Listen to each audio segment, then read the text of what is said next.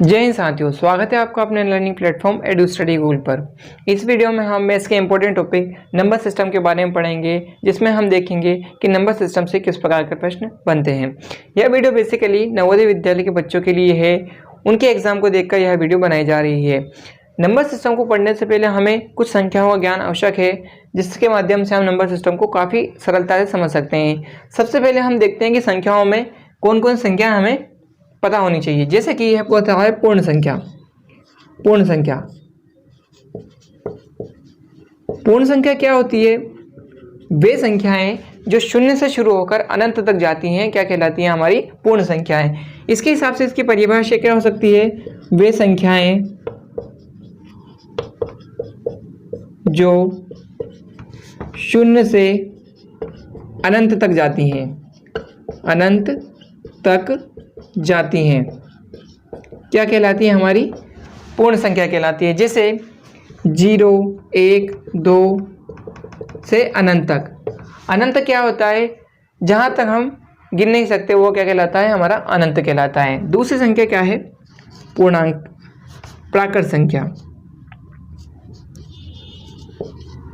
प्राकृत संख्या, प्राकृत संख्या क्या कहलाती है? वे संख्याएं जो 1 से शुरू होकर अनंत तक जाती हैं प्राकृत संख्याएं कहलाती हैं। पूर्ण संख्या में हमने देखा कि पूर्ण संख्याएं शून्य से शुरू होकर अनंत तक जाती है, जबकि प्राकृत संख्या 1 से शुरू होकर अनंत तक जाती है। इसके हिसाब से इसकी परिभाषा होगी वे संख्याएं जो 1 से शुरू होकर अनंत तक जाए, अनंत तक जाती हैं क्या कहलाती है? हमारी प्राकृत संख्या कहलाती है। जैसे 1, 2, 3, 4 और कहाँ तक जा रही है? अनंत तक। ये क्या कहलाई है? हमारी प्राकृत संख्या। पूर्ण संख्या शून्य से शुरू होकर अनंत तक जाती हैं और प्राकृत संख्या 1 से शुरू होकर अनंत तक जाती हैं। अब हम देखते हैं अगली संख्या है सम संख्या। सम संख्या, सम संख्या के बारे में सभी को पता होगा। क्या होती है सम संख्या? वे संख्याएं जिसमें 2 का भाग चला जाए सम संख्या कहलाती हैं। इसके हिसाब से इसकी परिभाषा होगी वे संख्याएं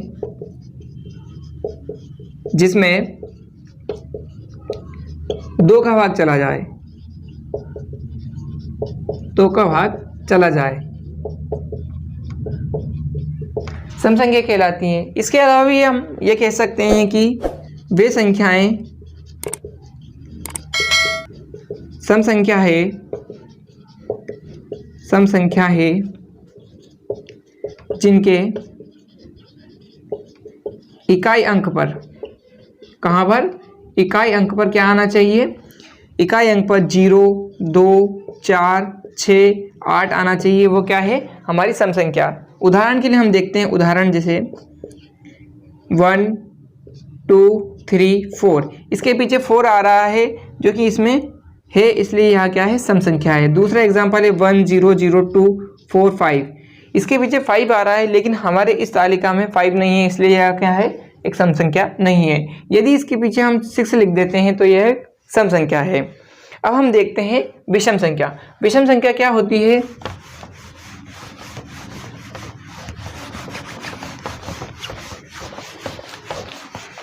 विषम संख्या होती है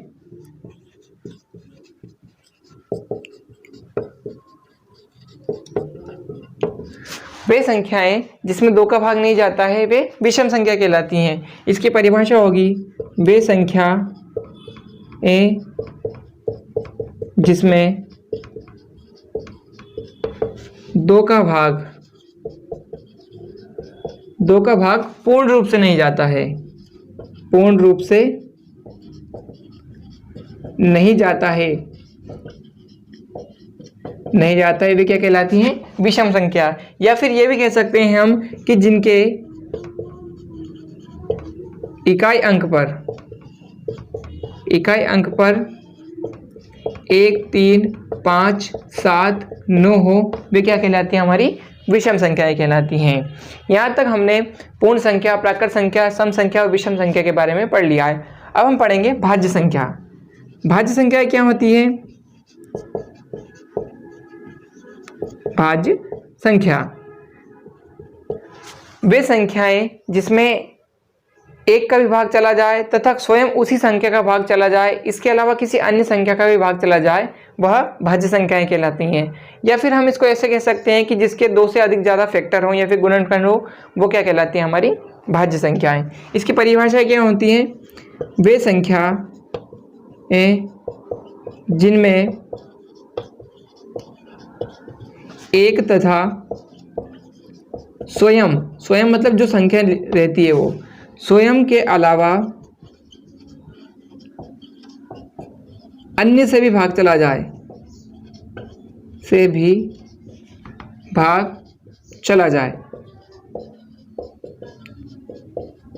क्या कहलाती है? हमारी भाज्य संख्या। जैसे उदाहरण के लिए चार क्या है? एक भाज्य संख्या है, क्योंकि 4 में एक का भी भाग चला जाता है, 4 में 2 का भी भाग चला जाता है और 4 में 4 का भी चला जाता है। इस हिसाब से इसके 2 से ज़्यादा फैक्टर, इसलिए क्या है? यह एक भाज्य संख्या है। एक फैक्ट लिखना, सबसे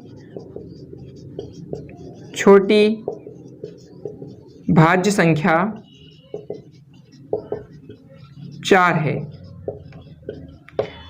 सबसे छोटी भाज्य संख्या 4 है, ना कि 3 है, ना कि 2 है, ना कि 1 है। सबसे छोटी भाज्य संख्या क्या है? 4 है। ये आपके एग्जाम में पूछा जाता है। अब हम पढ़ेंगे अभाज्य संख्या।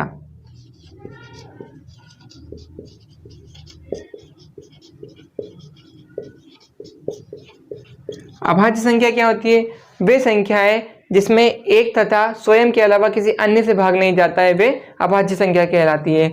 या फिर हम इसको इस तरह बोल सकते हैं कि जिसके ओनली 2 फैक्टर होते हैं या फिर 2 गुणनखंड होते हैं, वे अभाज्य संख्याएं कहलाती हैं।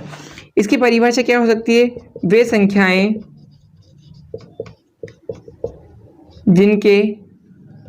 जिनमें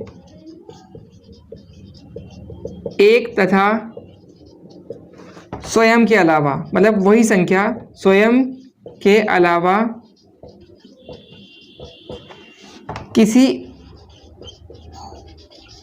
अन्य संख्या से भाग ना जाए,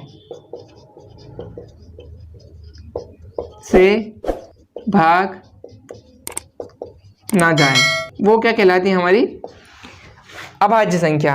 उदाहरण के लिए 2 में सिर्फ 2 का भाग जाता है और 2 में सिर्फ 1 का भाग जाता है। इसके अलावा 2 में किसी का भी भाग नहीं जाता है। एक एक्स्ट्रा फैक्ट लिखना, सबसे छोटी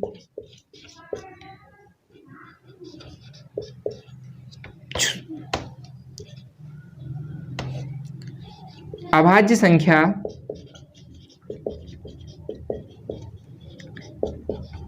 2 है।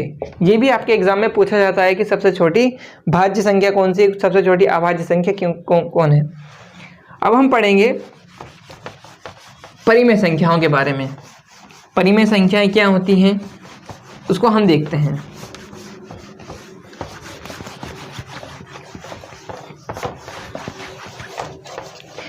परिमेय संख्या, जिसको हम इंग्लिश में रेशनल नंबर भी बोलते हैं, परिमेय संख्या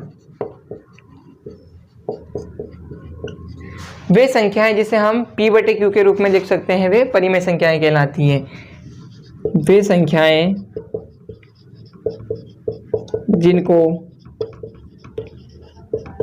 p/q या फिर बोल सकते हैं हम अंश बटे हर के रूप में लिख सकते हैं, के रूप में लिख सकते हैं, क्या कहलाती है? हमारी परिमेय संख्या। यहाँ पर एक कंडीशन होती है, यहाँ पर नीचे वाला स्मॉल q कभी भी 0 नहीं होना चाहिए।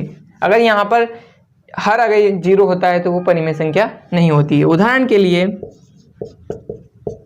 1/2, 3/4, 5/6 ये सभी क्या कहलाती हैं? हमारी परिमेय संख्या कहलाती हैं। अब हम देखते हैं अपरिमेय संख्या क्या होती है। अपरिमेय संख्या, जब परिमेय संख्या को p/q के रूप में लिख सकते हैं तो अपरिमेय संख्या को हम p/q के रूप में नहीं लिख सकते हैं। इसकी परिभाषा क्या होगी? वे संख्याएं जिसे P/Q के रूप में नहीं लिखा जा सकता,